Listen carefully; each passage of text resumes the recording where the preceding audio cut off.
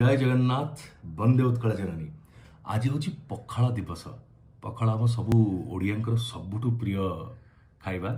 आउ निज परिवार संगे जो एकाठी बसिक खाऊ तार पखालार मजा ही अलग थाए। हाँ, पखाल तले बसिक खाइबार मजाटा आउ टिके स्पेशल थाए।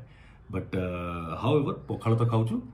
बाहर अच्छी आज निज घर कटक रु बाहर अच्छी दिल्ली रे पार्लियामेंट सेशन चलती, किंतु पखाल दिवस को पालन करने बिल्कुल भूली ना सब वर्ष भाया।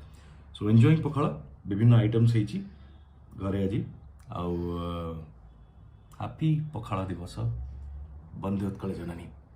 टेस्ट करी आपण मैंने भी आई एम श्योर खाई और एंजॉय करेंगे। पखालार मजा कौटी ना।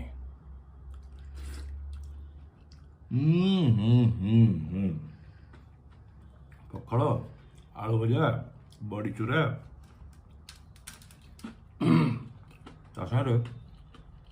कंचा लंगा टे और बाकी तो शाग भजा बैगण चकटा सब एंजॉय।